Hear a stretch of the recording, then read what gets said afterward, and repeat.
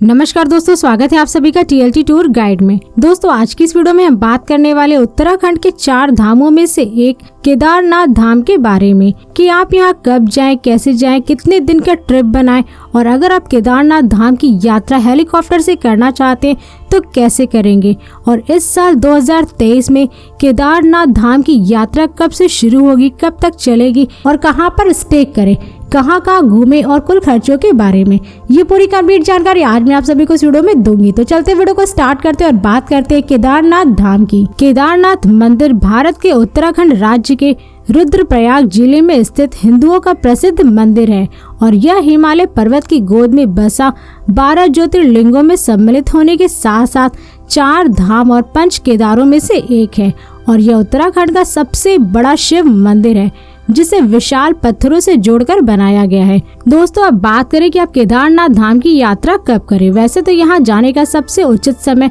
सितंबर से अक्टूबर तक के महीनों का माना जाता है क्योंकि इन महीनों के अंतर्गत केदारनाथ धाम में दर्शन करने में कोई भी प्रॉब्लम नहीं होती, इसलिए अधिकतर पर्यटक इन्हीं महीनों के अंतर्गत यहाँ पर आते हैं। और वहीं अगर आप केदारनाथ धाम के दर्शन करने अप्रैल से जून के महीने में जाते हैं तो आपको यहाँ पर काफी ज्यादा भीड़ का सामना करना पड़ सकता है क्योंकि इस महीने के अंतर्गत अक्षय तृतीया पड़ता है जिससे इस महीने के कपाट 6 महीने के बाद खुलते हैं और इसलिए इन महीनों के अंतर्गत यहाँ पर बहुत ही अधिक भीड़ रहती है जिससे ट्रैकिंग के दौरान आपको चलने में भी काफी परेशानी हो सकती है।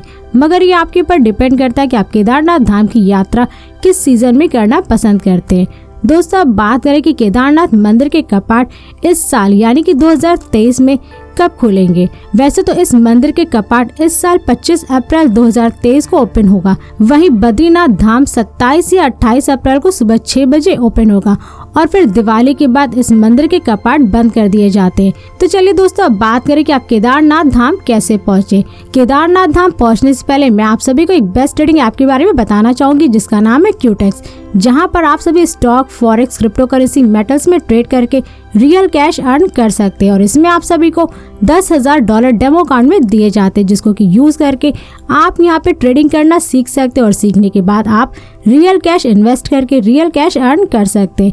तो लिंक आप सभी को वीडियो के डिस्क्रिप्शन में और कमेंट बॉक्स में मिल जाएगा, जल्दी से जा करके आप साइन अप कर लीजिए। तो चलिए दोस्तों बात करते हैं कि आप केदारनाथ धाम कैसे पहुंचे। वैसे तो आप यहाँ पे by train, by plane, by bus बड़े ही आराम से पहुंच सकते हैं। दोस्तों यदि आप ट्रेन से केदारनाथ जा रहे हैं तो यहाँ का निकटतम 3 रेलवे स्टेशन है, हरिद्वार, योग नगरी, ऋषिकेश और देहरादून रेलवे स्टेशन है। और आप जिस भी शहर या राज्य से आ रहे हैं तो आपको इन्हीं 3 रेलवे स्टेशनों पर उतरना होगा क्योंकि हरिद्वार, ऋषिकेश और देहरादून के बस स्टैंडों से आपको डायरेक्ट बस की सुविधा मिल जाएगी। और हरिद्वार से सोनप्रयाग की दूरी लगभग 230 किलोमीटर है और देहरादून से लगभग 246 किलोमीटर है। और दोस्तों सोनप्रयाग वह जगह है जहां बसों का लास्ट स्टॉप है क्योंकि सोनप्रयाग के आगे का सफर आपको बोलेरो, सोमो और टैक्सी से करना होता है। और दोस्तों हरिद्वार से सोनप्रयाग के लिए बसें सुबह 4 बजे से ही खुलने लगती है, इसलिए जितना जल्दी हो सके हरिद्वार से सोनप्रयाग जाने के लिए बस पकड़ लें। और दोस्तों यदि आप प्लेन से केदारनाथ धाम जा रहे हैं तो यहाँ का नजदीकी एयरपोर्ट देहरादून में स्थित जॉली ग्रांट एयरपोर्ट है जहाँ से केदारनाथ धाम की दूरी लगभग 222 किलोमीटर है और इस एयरपोर्ट से आप बस की सुविधा लेकर के पहुँच जाएंगे सोनप्रयाग। और यदि आप बस से जाना चाहते हैं केदारनाथ धाम तो आपको दिल्ली, हरिद्वार, देहरादून और ऋषिकेश से डायरेक्ट बस की सुविधा मिल जाएगी सोनप्रयाग के लिए। और दोस्तों हरिद्वार से जो बसें सोनप्रयाग तक जाती हैं उनका चार्ज लगभग 700 से 1000 रुपए तक होता है, मगर ये हर सीजन में अलग अलग प्राइजें होती हैं। और दोस्तों इन बसों की बुकिंग आप ऑनलाइन और ऑफलाइन दोनों टाइप से कर सकते हैं। और हरिद्वार या ऋषिकेश से सोनप्रयाग जाने में लगभग 8 से 10 घंटे का समय लगता है। और दोस्तों सोनप्रयाग पहुंचने के बाद आप सबसे पहले बायोमेट्रिक रजिस्ट्रेशन जरूर करवा लें जो सोनप्रयाग में ही बायोमेट्रिक ऑफिस में होता है और ये ऑफिस सुबह 5 बजे से शाम 5 बजे तक ही खुला रहता है। और दोस्तों सोनप्रयाग में ही रजिस्ट्रेशन करवाने के बाद आप होटल या डोमेट्री लेकर के एक नाइट का स्टे बना लीजिए और यहाँ पर आपको होटल 1000 से 2000 रुपए तक में मिल जाएंगे। वहीं अगर आप डोमेट्री लेते हैं तो उसका प्राइस लगभग 300 से 500 रुपए तक होता है। दोस्तों अब बात करें कि सोनप्रयाग में खाने पीने की क्या सुविधा है। वैसे तो आप यहाँ पे जिस होटल में स्टे किए, चाहे वो सीतापुर का होटल हो या सोनप्रयाग का होटल हो या फिर केदारनाथ के पास का कोई होटल हो, सभी जगह पर आपको खाने पीने की सुविधा मिल जाएगी।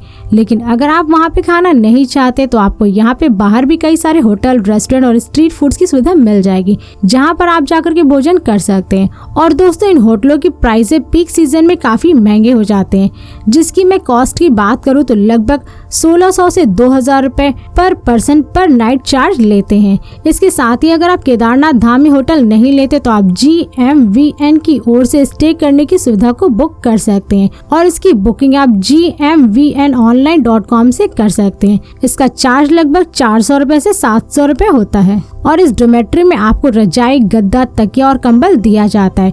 और किसी होटल या रेस्टोरेंट में भोजन करने के बाद आप आराम कीजिए और फिर नेक्स्ट डे सोनप्रयाग से गौरीकुंड जाने के लिए सुबह 3 बजे या 4 बजे टैक्सी स्टैंड चले जाएं। और सोनप्रयाग से गौरीकुंड की दूरी लगभग 5 से 6 किलोमीटर है और यहाँ से टैक्सी का चार्ज लगभग 50 रुपए पर पर्सन होता है।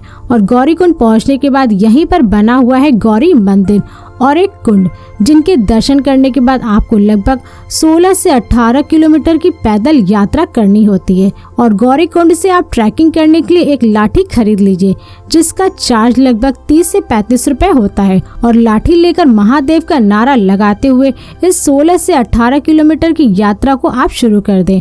और अगर आप ये यात्रा सुबह 7 या 8 बजे शुरू करते तो हार्डली आप शाम के 6 से 7 बजे तक मंदिर तक पहुंच जाएंगे और यहाँ पर होने वाली शाम के समय आरती में आप सम्मिलित हो जाएंगे। मगर ये आपके ऊपर डिपेंड करता है कि आप पैदल यात्रा किस गति से कर रहे हैं। और दोस्तों यदि आपके साथ कोई बुजुर्ग या फिर चलने में कोई असमर्थ है तो फिर उनके लिए घोड़ा, खच्चर, पालकी और हेलीपैड की सुविधा उपलब्ध है, जिनका प्राइस अलग अलग होता है। दोस्तों यदि आप यहाँ पे हेलीपैड की सुविधा लेते तो उसका राउंड ट्रिप प्राइस लगभग 6000 से 7000 रुपए तक, और वहीं अगर आप घोड़े या खच्चर लेते तो उसका चार्ज लगभग 4000 से 5000 रुपए तक होता है और पालकी चार्ज लगभग 7000 से 10000 रुपए तक हो जाता है पीक सीजन में। और फिर केदारनाथ मंदिर में दर्शन करिए और यहाँ दर्शन करने के बाद मंदिर के पीछे ही भीमशिला भी दर्शन कर सकते हैं और मंदिर के बगल में ही आदि शंकराचार्य जी की समाधि स्थल है, जहां आप सभी जा सकते हैं। और केदारनाथ धाम में शाम के 6 बजे आरती शुरू होती है, जिसमें आप सम्मिलित होना ना भूलें। और यहाँ रात आप अपने बेस कैंप या होटल में स्टे करिए और सुबह नहा धो करके केदारनाथ जी के दर्शन कर नीचे उतर आइए। और दोस्तों इस यात्रा को करते समय अपने साथ jacket, trekking bag, bottle, glucose, dry fruits, torch, medicine, power bank आदि जैसे सामान अपने पास जरूर रखें। और नीचे आने के बाद आप केदारनाथ के आसपास की जगहों पर आप घूमना चाहते हैं तो आप घूम सकते हैं। दोस्तों अब बात करें कि आप केदारनाथ धाम में दर्शन करने के बाद यहाँ पर कहाँ घूमें। वैसे तो आप यहाँ पर सबसे पहले सोनप्रयाग घूम सकते हैं। लगभग 1830 मीटर की ऊंचाई पर स्थित सोनप्रयाग एक प्रसिद्ध स्थल है, जहाँ भगवान शिव और देवी पार्वती का विवाह हुआ था। और केदारनाथ मंदिर से लगभग 21 किलोमीटर की दूरी पर स्थित यह एक ऐसा स्थान भी है जहां मंदाकिनी नदी वासुकी नदी से मिलती है और प्रकृति की प्रचुरता और शानदार बर्फ से ढकी चोटियों से घिरा यह स्थान घूमने के लिए बहुत ही खास है।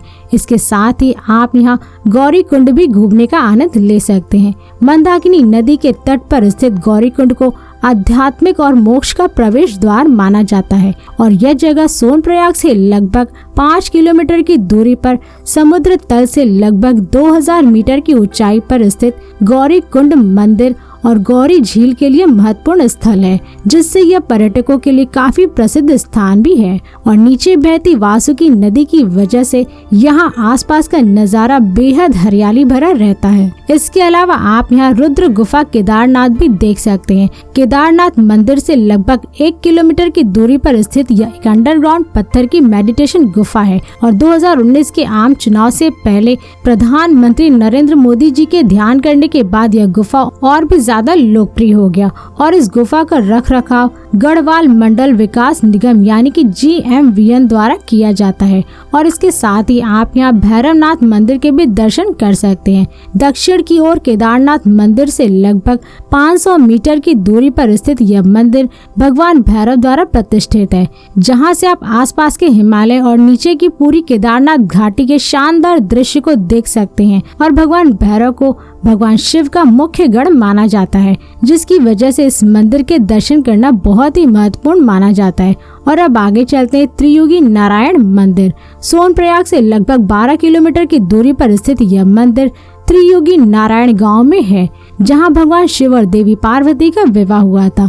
और इन दोनों का विवाह भगवान विष्णु के सामने हुआ, इसलिए उनके सम्मान में यह मंदिर बनवाया गया था। और ऐसा माना जाता है कि भगवान विष्णु ने देवी पार्वती के भाई के रूप में इस विवाह की सारी सुविधाएं की थी, और जबकि ब्रह्मा जी ने एक पुजारी के रूप में भूमिका निभाई थी।